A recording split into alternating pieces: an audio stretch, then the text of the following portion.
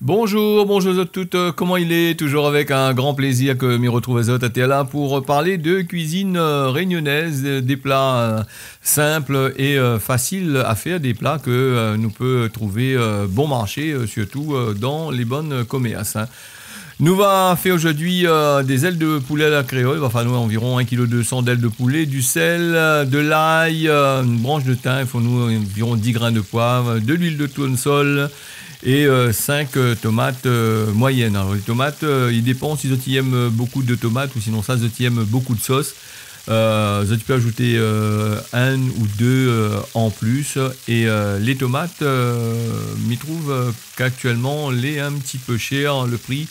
Peut-être par rapport à l'hiver et aussi peut-être par rapport à les dernières pluies que les tombées ici à La Réunion. En tous les cas, si vous avez la pointe de tomates frais, vous peut rabattre azote sur des tomates soit congelées ou soit sinon ça des tomates en boîte. Là, des gens utilisent beaucoup de tomates en boîte. D'ailleurs, beaucoup de collectivités maintenant ici à La Réunion, ben, ils en servent des tomates en boîte. Voilà les affaires.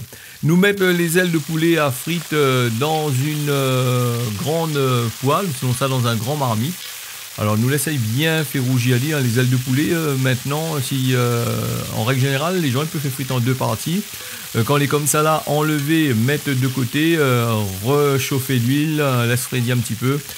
Chauffe un peu d'huile et remettre dedans, normalement il rougit un peu plus vite, hein. Voilà, donc les ailes de poulet là bien revenues, comme ça voilà, nous écarte un petit peu de côté là et nous va commencer à ajouter des épices, hein. En ce qui concerne les épices, là on a ajouté des épices de base, hein. Nous peut ajouter aussi des feuilles de caloupilé, les gens y aiment bien les feuilles caloupilé en dedans, hein. Et puis dépend des personnes qui fait. Alors, les oignons que nous a coupés comme ça voilà.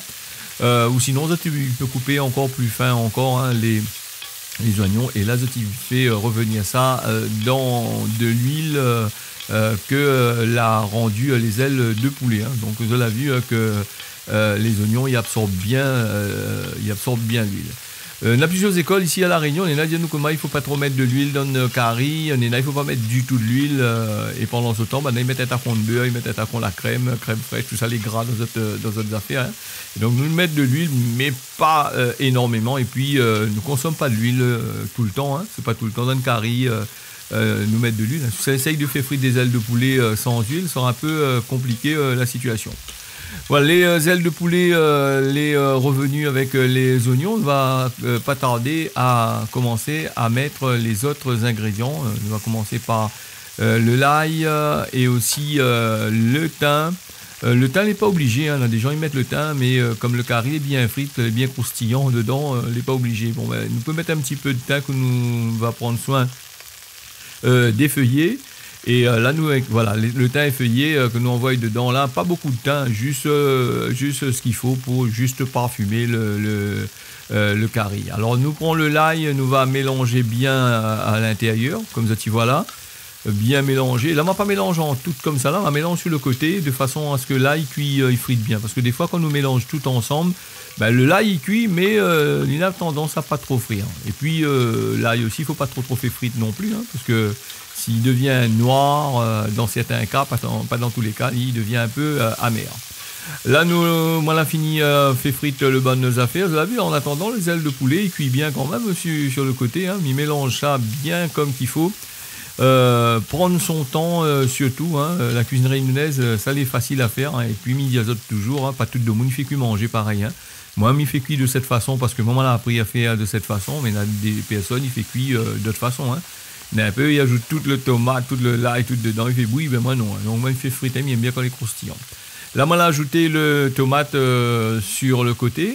Les tomates, en règle générale, quand nous mettons comme ça, quand nous mettons sur le curry, sur le banc de viande comme ça, nous couvre un peu de façon à faire évaporer un peu et récupérer la buée sous la couverture.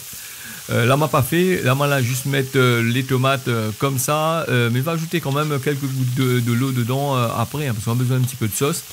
Et là-dedans, on va la mettre aussi du curcuma. Le curcuma est très bon pour la santé, c'est un très bon antioxydant, donc il est bon pour les personnes qui ont des problèmes de peau, de cancer, tout ça, les bien.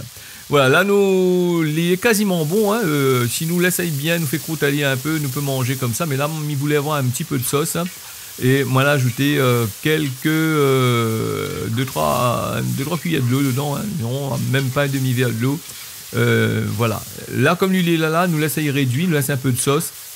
Et le curry, les bons pour être consommé, passer à table. Si ça m'y remercie d'avoir suivi ça, merci à bon appétit, on y retrouve.